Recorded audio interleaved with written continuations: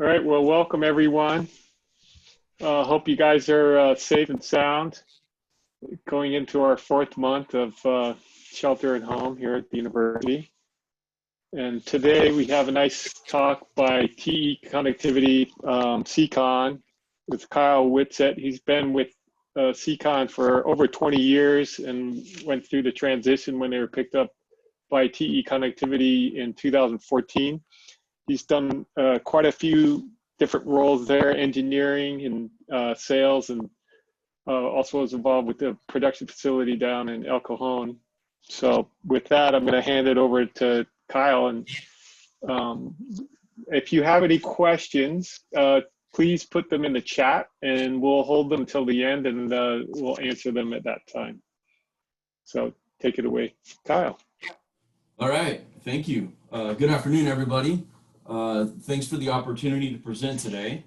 Again, my name is Kyle Whitsitt, and I'm going to be going through several different topics, starting with who is TE connectivity, where does SEACON fit within TE, some of the key types and features of subsea connectors, and then lastly, the intermatability of our products with other connector manufacturers. All right, so let's go ahead and get started. So to start off, TE connectivity is made up of three major sections, right? We have communications, which is like appliances, data, and devices. We have transportation, which is our largest business segment. And then we have the industrial portion. So the industrial is really where the SEACON products and brands fit. It's within the aerospace, defense, and marine side.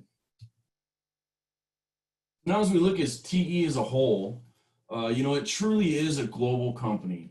There's over 110 manufacturing locations, 78,000 employees globally, and there's very strong coverage in 150 countries.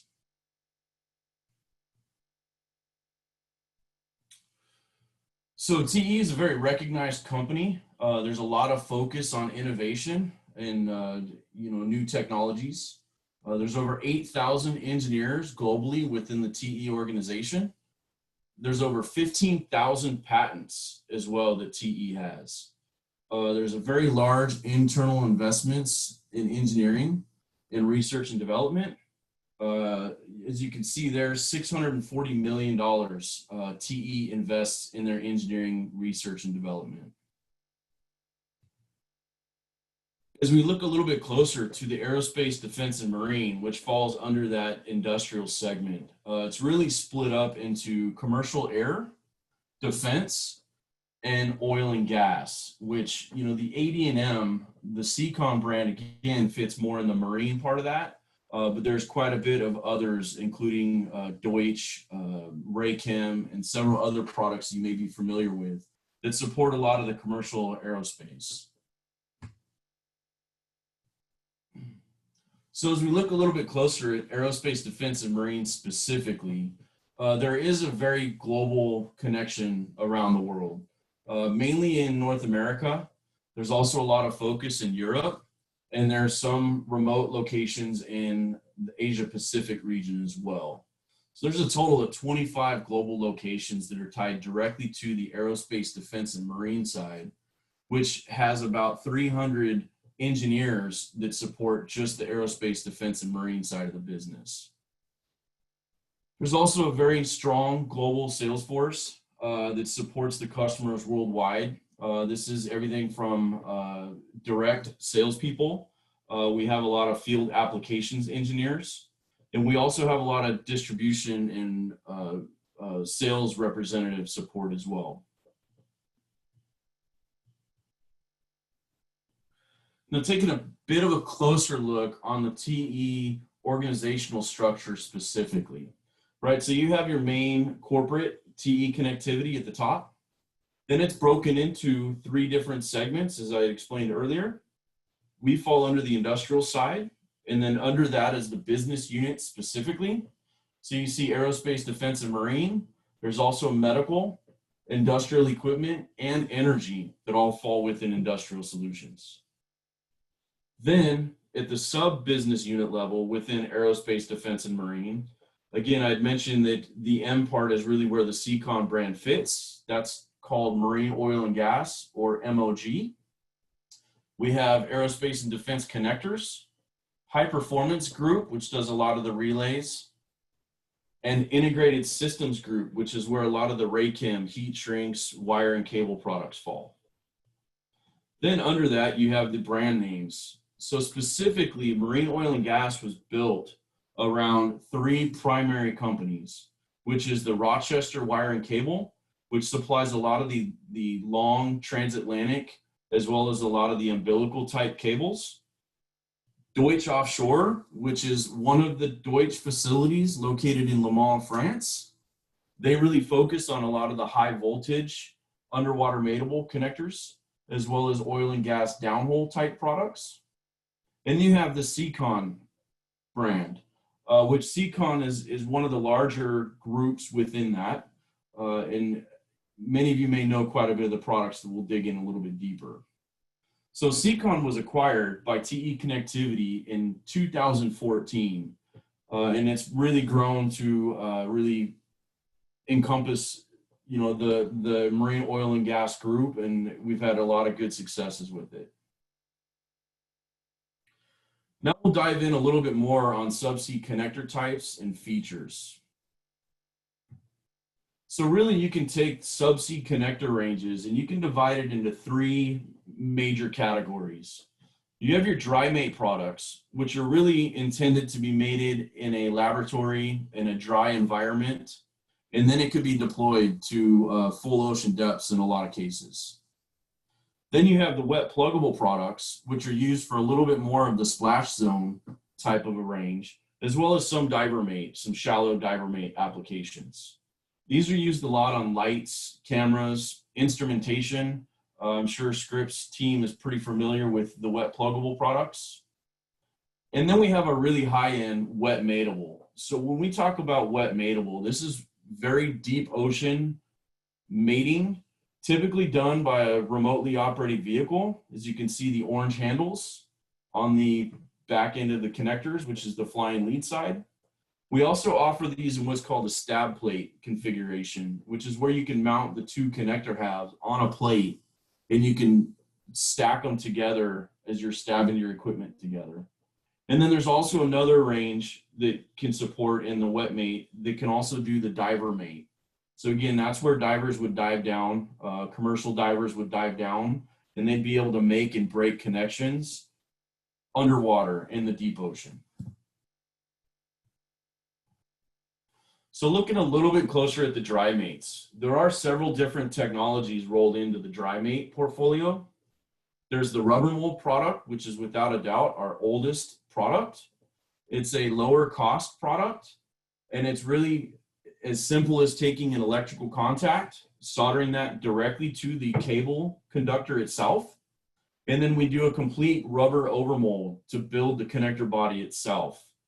And these are typically supplied with a cable whip, as they're known. So you would actually buy the connector with the cable on it already attached. And then we have the glass filled epoxy, or glass chopped fiber, or glass reinforced epoxy. This is a epoxy compound that we use to mold these connector bodies. So this is a little bit different, where we would take the electrical contact, not soldered to the cable, we would load it into a tooling, and then we would inject the glass reinforced epoxy to mold the connector body itself. Some of the advantages with this product line is that you don't have the dissimilar metals risks. You don't have to worry about a lot of the cathodic delamination concerns. However, it is a little bit more fragile than what you would expect for a metal shell series type connector. Right, so as we go down to the metal body connectors, this is where you have a 316 stainless steel connector shell. We also offer it in titanium. You can get it in copper alloy. There's several different selections that you can pick from. And then that has an electrical insert inside, which is made of the same glass reinforced epoxy material. And it's got a traditional O-ring seal that seals the insert to the metal shell. And then it's also a traditional O-ring seal between the mating halves of the connectors. Again, these are all dry mate technologies, but this is pretty much the fundamental baseline of these connector ranges. Now, as we look at something that's a little less traditional, you're looking more at a non-O-ring sealing method, right? And this is typically found in our wet pluggable lines. So that would be like our micro wetcons, our all wet connectors, as well as our C-mates. So what we're showing here on the left-hand side is, it's a completely different concept to where you're not using a traditional O-ring seal where you would seal the two connector shells together. You're actually sealing down at the conductor level itself. So what you have there is you have the socket side, which has the wiper rings on it. And then you would have the male pin side that has a long sealing post, which is a rubber coated post on there. And those two interfaces come together and create a compression seal between the two. Now, one of the advantages that we have with the SEACON brand is that we actually have modified our electrical contacts to add a metallic lead-in chamfer, which is part of the electrical contact. What that does is it allows the male pin to be more robust when it's mated and unmated.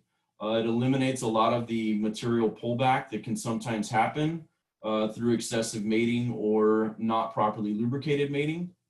And so that's really a big advantage on the wet pluggable product range. And then you go more with a dry mate sealing technology, which is, again, not using O-rings. But what it does is it really has you can see the blue portion there. You have the mate retention rings. So you have a male ring on the male side, and then you have a female ring on the female side. So as you bring the connectors together, you'll actually pop that male retention ring into that groove, and that will initially hold the connectors together. We also offer an added locking sleeve set that you can put over these connectors. However, in a lot of cases, customers will use just the mate retention rings. And then again, you can see where the sealing surfaces are on that portion.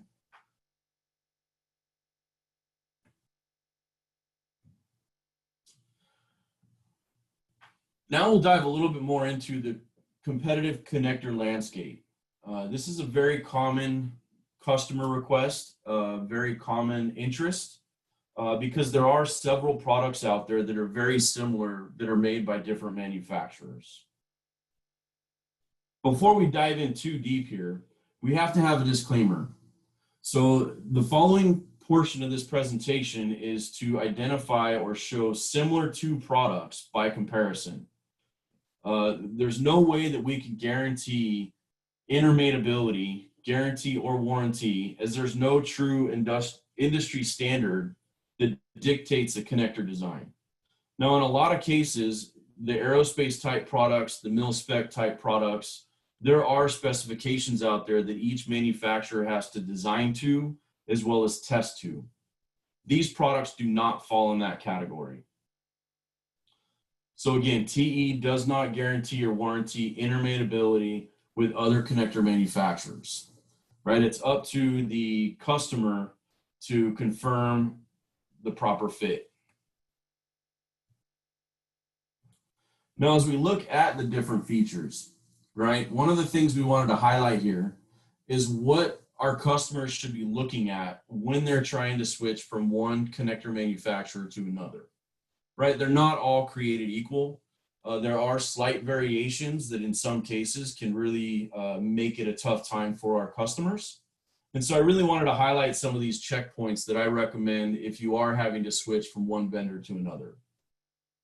Right, and first off would be the conductor patterns, right? There's two things to look at with the conductor patterns. You have the actual conductor locations themselves, and then you have the numbering.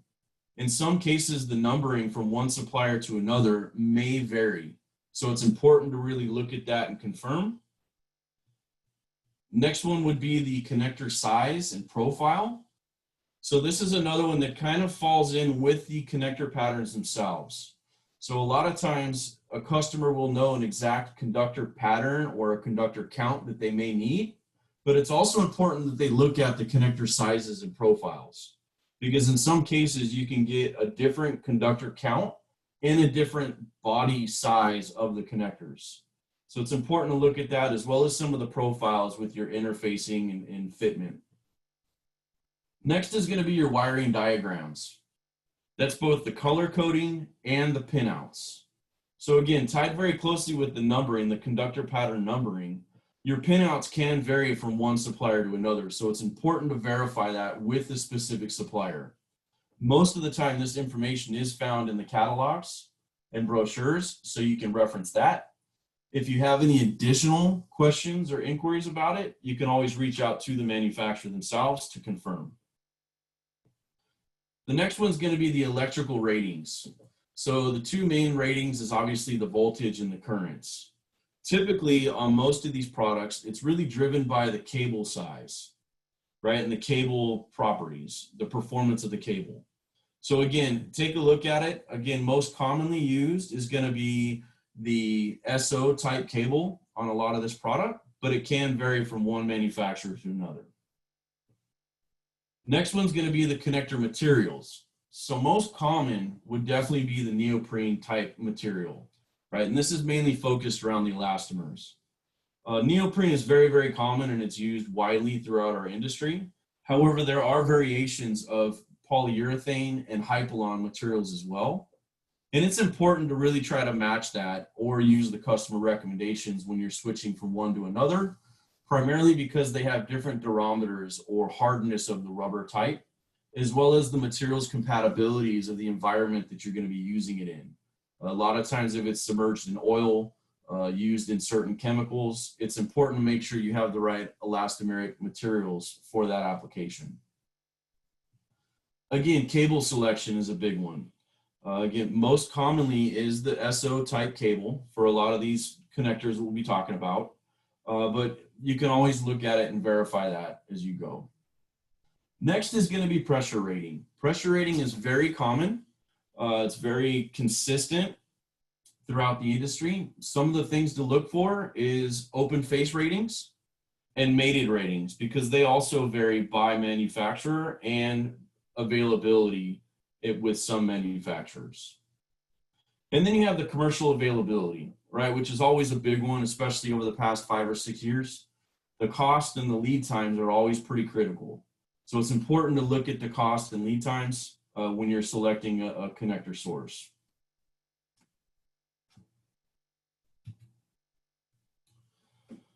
So I will touch a little bit on some of the things that we have tried to do as TE Connectivity to try to improve the price and lead times. We know it's very difficult in some cases to be able to order direct from the factories on some of these product ranges. And what we've done is we've really been able to leverage the TE Connectivity large global support and tie in with their distribution partnerships and teams. And what that's allowed us to do is get true inventory stocking distributors. Our partnership is with TTI currently. You can go on to the TTI, the www.ttiinc.com website. In the top of that website, you can do the search and you can type in the connectors description or part numbers that you're looking for. And they have a very wide variety on their website that is in stock and ready for immediate shipments. This is really nice, and we're very excited about it, because what it does is it allows you to go on to this website. You can add connectors or quantities to the cart, and you can order them online. Now, obviously, you have to have your account set up with TTI, but once it is set up, it's very, very easy to use, and it's really helped a lot of our customers in quick turnaround demands that they have.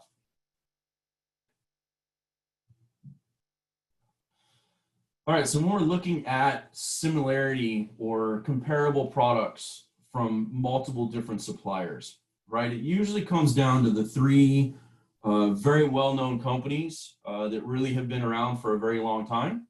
You have the SEACON TE Connectivity brand, you have the Teledyne Impulse, and you have the McCartney Subcon. They all have very good products, and they're all very similar here. So you have the comparable products below. You know, it starts off with the rubber mold products that was established in the 1960s.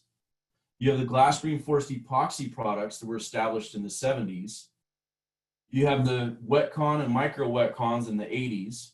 And then you have the 55 series that was also in the 80s. And those are really the main products that have similarities between one manufacturer to another. Beyond that, they start kind of going their own direction as far as the designs and the features that they offer. So one of the charts we wanted to put together here is, we have a lot of customers that want to intermate products from one to another. So what we really tried to do here is highlight a couple of the main potential failure modes and be able to highlight why we have concerns with it, the severity of it, and the possibility of occurrence of having this issue, right? And to start at the top, really it starts with misaligned conductor patterns. So if you go from one supplier on one end and another supplier on the other end, there is no guarantee that the conductor patterns are truly aligned. They may be very similar and they may look very close when you're looking visually, but they may be off slightly. And the biggest concern here is really the sealing points being affected, which will obviously cause water ingress. As I showed you on the previous slides, these aren't all traditional O-ring seals. And so as the conductor may be misaligned, it may shift that sealing point and cause a side loading on it, right? If we look at the wet pluggable line, you pretty much have an electrical connector that's molded into a rubber body with a solder joint on the back end directly to the cable. The concern here is if you have side loading from forcing an alignment that's not truly aligned, you can break that solder joint inside of that rubber connector. It is severe because you would lose connectivity, and the possibility of occurrence is pretty high. I mean, it depends on the pattern, but in some cases it can be pretty high. The next one would be the side loading for forced alignment when you're looking more at the epoxy dry mate type connectors. Now this would go for the GRE type as well as any sort of a mini con or anything like that, right? Those are very rigid. So as you bring those together, and if it doesn't perfectly align, the first problem you'll have is it won't be able to fully mate. In addition, you'll end up bending the contacts, which is a concern. You may lose connectivity, and you may have some problems with it fully mating together. Right, next one is the non-concentric connector body alignment. Again, the sealing points can be affected if your connector bodies don't line up properly, which will allow water ingress. The inability to fully mate, as I mentioned just a second ago, that may cause problems when you go to deploy, where you may lose connectivity or the connectors may come apart because they're not fully mated together. The inability to fully mate and the loss of connectivity is a big concern, as well as increased resistance potential. One thing I'd like to say is that with the SEACON products, we have a very high standard of quality. We have regular tooling dimensional inspections performed, the critical dimensional inspections by our QC department on every unit shipped. That would be like your sealing surfaces, your threads, a lot of the critical dimensions, as well as we do performance inspections on a lot of our product lines. So that would be where we would have an actual test sample or a test mate connector, and we would actually mate and do the electrical performance tests using that mating connector. So our recommendation, when you're switching from one subsea connector manufacturer to another, we really recommend replacing the entire mated set. Very commonly and pretty standard is the connector mounting interface. That's pretty standard across the board, and it's traditional threads with a spot face in most cases. You can actually swap out the bulkhead connectors and the cable assemblies as a set. And that way you can really ensure that you don't have any misalignments or any issues when you go to mate these together or deploy them. All right, and then just kind of to wrap it up, as far as the presentation side, I did want to introduce John Cooper, who is our West Coast account manager. He does cover the Scripps location as well as the entire West Coast, North America. He's located up in the Los Angeles area, but he's down in San Diego quite often, as well as myself. I am based in San Diego, and I can be available for any sort of a technical discussion or details that you may have. And I look forward to working with you guys as we move forward. Lastly, I just wanted to remind everybody about the TTI Inc. website to be able to go on there and do quick orders as needed. Okay. Thank you, everybody. Thank you, Kyle.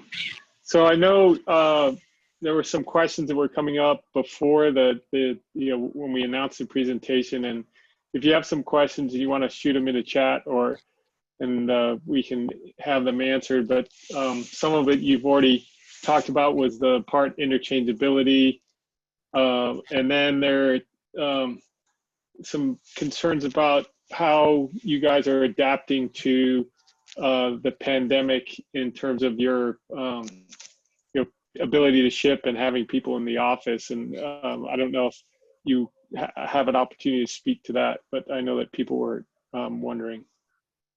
Yeah, most definitely. So in regards to the pandemic, obviously our employees' safety comes first.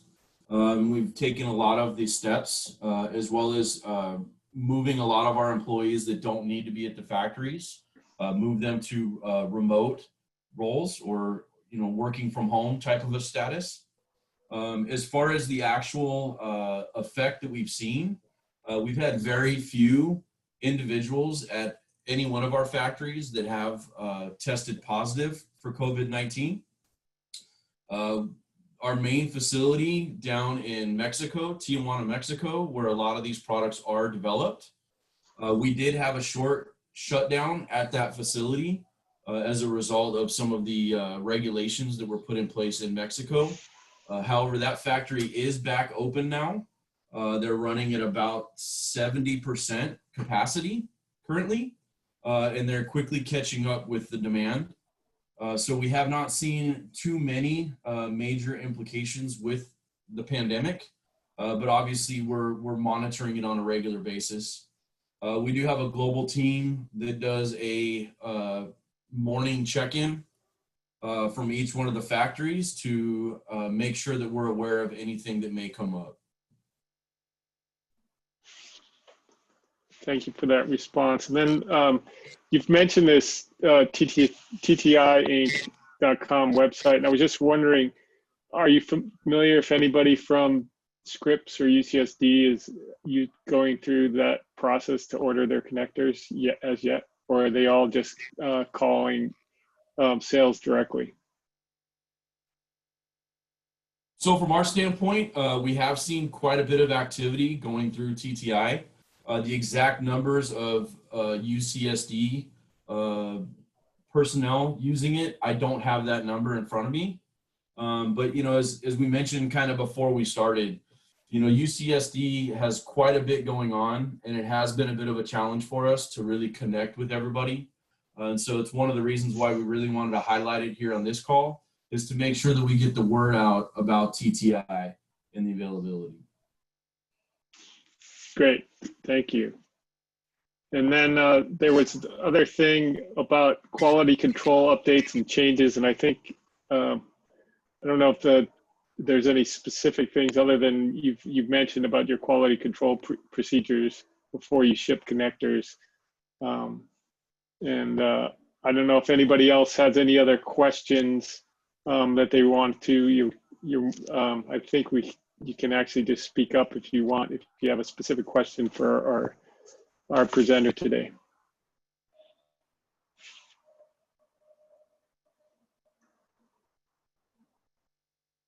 All right, looks like we got a captive audience. So with that, I'd like to thank Kyle for his time today and giving the presentation to the Scripps Technical Forum.